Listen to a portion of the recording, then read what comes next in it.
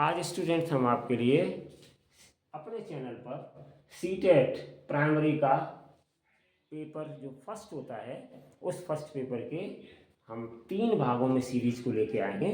उसमें ये पहला भाग है जिसमें हमने आपको जो 20 अगस्त 2023 में पेपर हुआ था, इस 20 अगस्त 2023 के पेपर की सीरीज का पहला भाग लेके आए हैं, जिसमें क्वेश्चन नंबर 31 से 35 तक हम आपको समझा रहे हैं। उसके बाद अगला आपका होगा वो अगले 5 क्वेश्चन फिर होंगे। इस प्रकार से 3 भागों में हमने इनको डिवाइड करके आपको समझा पा रहे हैं। ठीक है स्टूडेंट्स, तो इनको ध्यान से समझें क्वेश्चंस को। बहुत सिंपल क्वेश्चंस होते हैं, लेकिन सीटेट में ऐसे ही क्वेश्चंस पूछे जाते हैं मैथमेटिक्स में। ठीक है ना स्टूडेंट्स, अगर आप देखते रहेंगे चैनल को तो आप बहुत अच्छे से मैथ सीख जाएंगे। चलिए स्टूडेंट्स, हम स्टार्ट करते हैं क्वेश्चन नंबर 31।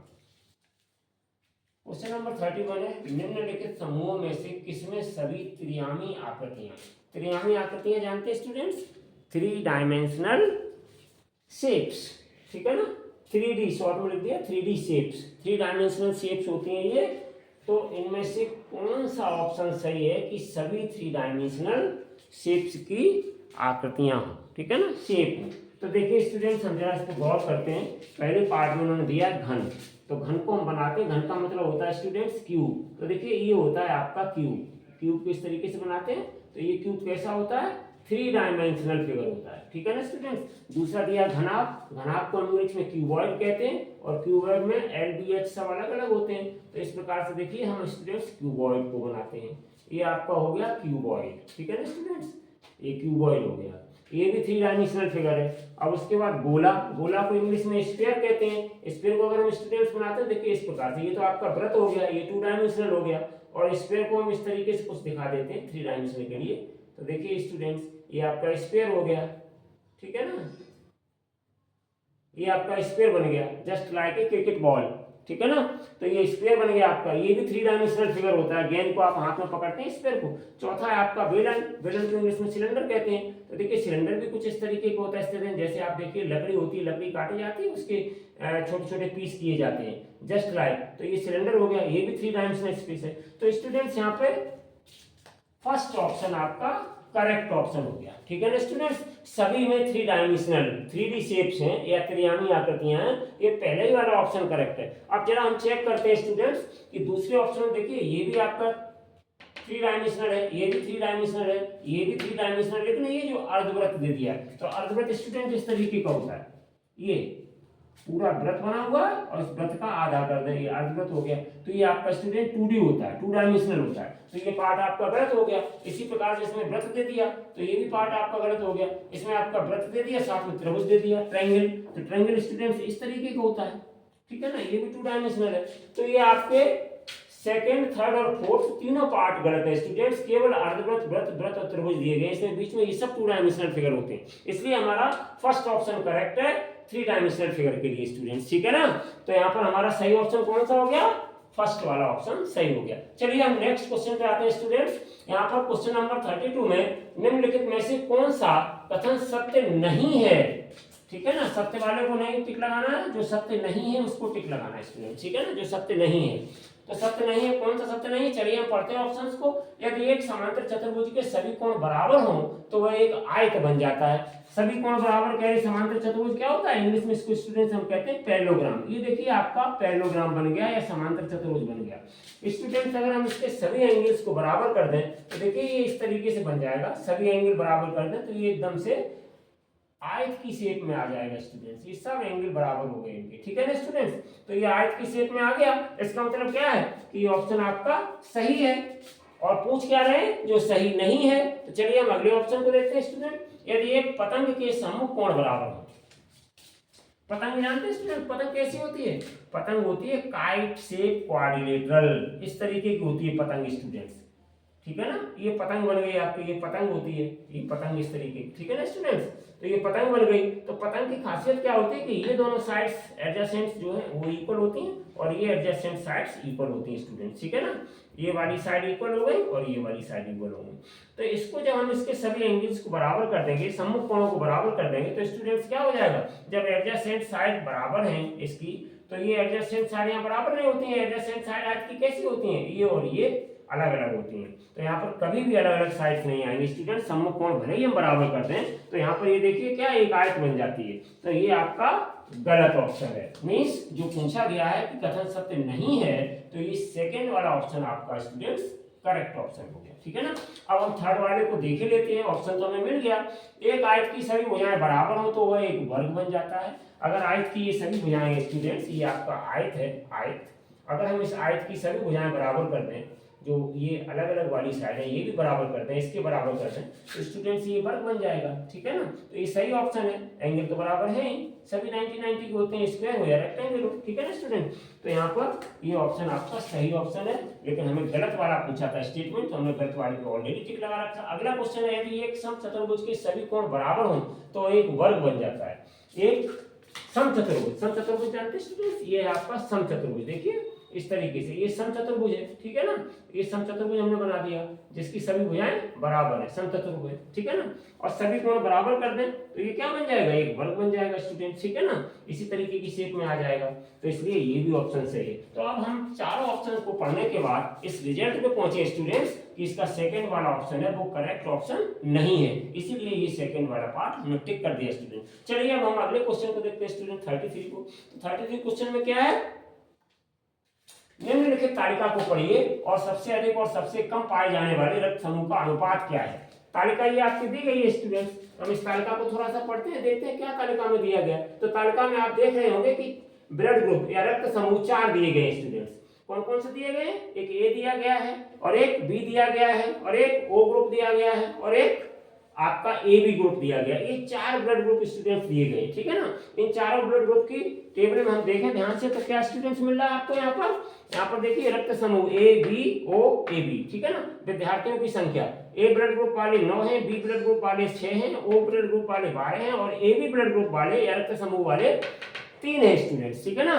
तो अब हम यहाँ पे देखते हैं कि इसमें पूछ कर रहे हैं सबसे अधिक स्टूडेंट्स, क्या पूछ रहे हैं, सबसे अधिक और सबसे कम पाए जाने वाले रक्त समूह ब्लड ग्रुप का अनुपात क्या है, अनुपात पूछ रहे हैं। पहले हम यहाँ पे स्टूडेंट्स क्या देखेंगे, बहुत ही हमें तेज माइंड से सोचना पड़ता है। सबसे पहले हम ये देखेंगे सबसे ज्यादा ब्लड ग्रुप वाले कौन से स्टूडेंट्स हैं, ये 9 है, और सबसे कम वाले ब्लड ग्रुप के कौन से स्टूडेंट्स हैं, 3 है, ए बी वाले 3 है, ये 9 है। तो देखिए स्टूडेंट्स हम 9 और 3 को उठा लेते हैं, नहीं सॉरी 9 नहीं 12, सबसे ज्यादा वाले 12 हैं ये।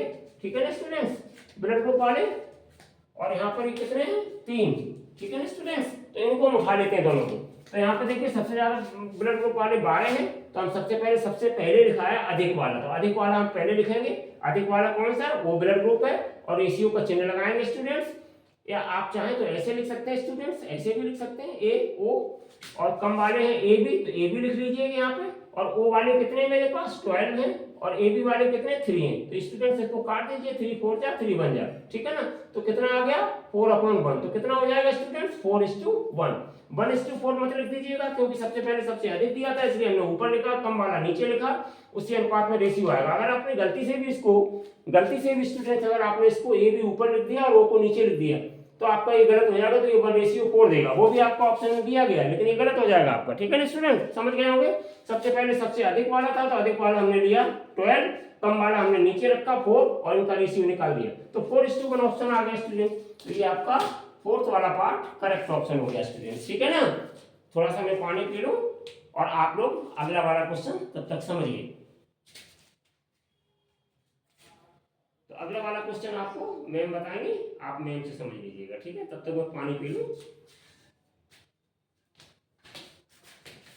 हेलो स्टूडेंट, क्वेश्चन नंबर 34, दिए गए पैटर्न में लुप्त संख्या क्या है। देखिए भाई, देखते हैं दिए गए पैटर्न में लुप्त संख्या क्या है। पैटर्न आपका कुछ इस प्रकार है 1 6 15, फिर आपकी लुप्त संख्या है 46 66 91।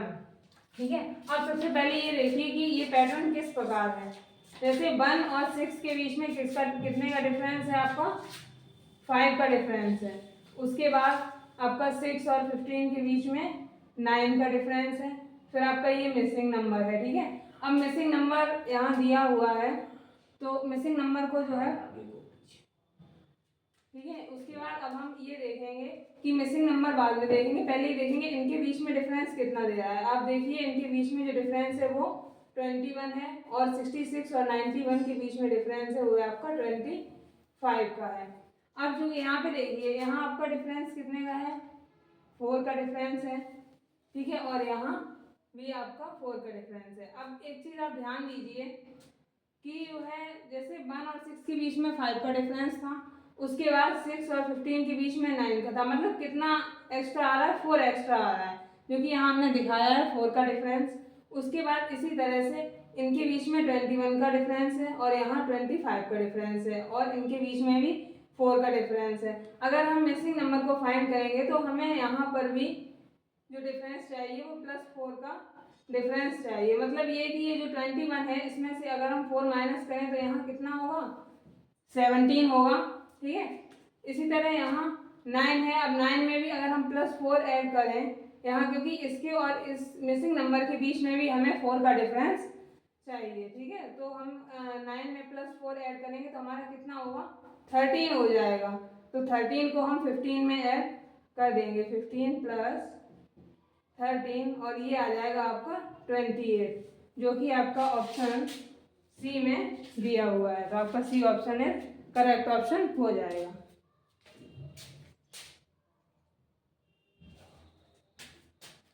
तो चलिए स्टूडेंट्स, अब हम आपको नेक्स्ट क्वेश्चन की तरफ ले चलते हैं। तो आपने समझ लिया होगा ये मिसिंग नंबर आपका किस तरीके से निकल करके आया, ठीक है ना स्टूडेंट्स। इस मिसिंग नंबर को आप समझ गए होंगे कि हमने इनका डिफरेंस फाइंड आउट किया, इधर से डिफरेंस फाइंड आउट किया और हमने देखा कि सभी में 4 का प्लस चल रहा है, तो इसलिए हमने यहाँ डिफरेंस फाइंड आउट किया। 9 कितना हो गया, ये 15 बन गया था आपका, +13 ये इस वाला, ठीक है ना। तो इस प्रकार मिलाकर के 28 हो गया, ठीक है स्टूडेंट। तो अब हम चलो आ जाते हैं नेक्स्ट क्वेश्चन की तरफ। Question number 35। आमने 36 वर्गों के अलग अलग प्रकार के आयतों में व्यवस्थित कर रही है। आमने एक बच्ची है, वो क्या कर रही है, उसके पास 36 सर्वसम वर्ग हैं। सर्वसम वर्ग स्टूडेंट, सर्वसम वर्ग क्या होते हैं, सर्वसम वर्ग, ठीक है ना। इनको हम आइडेंटिकली कहते हैं, आइडेंटिकली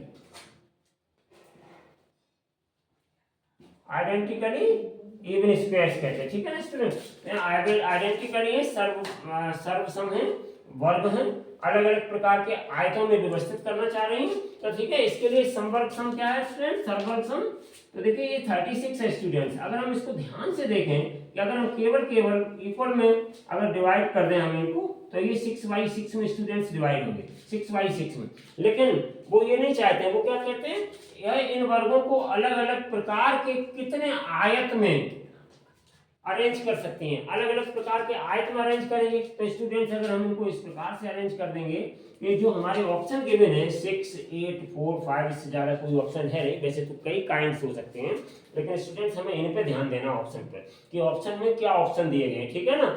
उसके अकॉर्डिंग हम देखें स्टूडेंट, तो अगर हम 6/6 में डिवाइड करके इसके रेक्टेंगल तो फिर भी बन रहे हैं, लेकिन ये सब आपके डिफरेंट नहीं, इक्वल रेक्टेंगल्स बन रहे हैं। इसलिए स्टूडेंट्स हम यहाँ पे क्या करेंगे, किसी भी एक पार्ट को, ये आपके जो 6 पार्ट इस तरीके के रेक्टेंगल्स में ये कन्वर्ट होकर के आ रहे हैं 6/6 के, किसी भी एक पार्ट को हम कैसे भी तोड़ लें, कोई दिक्कत नहीं। तो इसके लिए स्टूडेंट्स हम क्या करते हैं, इसको चेंज करने के लिए कि एक पार्ट जब हम तोड़ देंगे, खत्म कर देंगे, तो स्टूडेंट्स हम इसको इस प्रकार से निकालते हैं ऑप्शन के अकॉर्डिंग। यहाँ पे n² -1, रूट ऑफ n² -1। तो देखिए स्टूडेंट्स यहाँ पे रूट इसका हम करेंगे तो ये n क्या है, इसको स्क्वायर में बनाएंगे हम, तो ये कितना हो जाएगा 6², ठीक है ना स्टूडेंट्स, -1। तो ये जो 6² है इसका स्क्वायर रूट 6 हो जाएगा और माइनस यहाँ पे 1, समझ रहे स्टूडेंट। 36 है, 6/6 तो क्या है, ये 6 का स्क्वायर बन गया। तो n² का मतलब इसको हम n² में चेंज करते हैं, इस प्रकार के क्वेश्चंस में समझ गए होंगे। तो 6 का स्क्वायर -1, तो 6 - 1 कितना आ गया स्टूडेंट्स, 5। इसका मतलब ये है कि अगर हम इसको अलग अलग प्रकार के रेक्टेंगल्स या आयत में कन्वर्ट करना चाहेंगे, अरेंज करना चाहेंगे, तो इस प्रकार से हमें ठीक ठाक अलग अलग प्रकार के कितने मिल जाएंगे स्टूडेंट्स, 5। तो यहाँ पे स्टूडेंट्स आपका डी ऑप्शन करेक्ट ऑप्शन है। अगले पार्ट में हम क्वेश्चन नंबर 36 से आगे के 5 क्वेश्चंस लेके आएंगे स्टूडेंट्स, वो आपका पार्ट 2 होगा। तो ये पार्ट 1 के बाद पार्ट 2 जरूर देखें। सीटेट वाले स्टूडेंट्स आपका स्वागत है इस नए चैनल पर, आप जरूर जुड़ें, आपको मैथमेटिक्स के इसी प्रकार से समझाने वाले सारे क्वेश्चंस मिलते रहेंगे, ठीक है। Thank you for watching this video.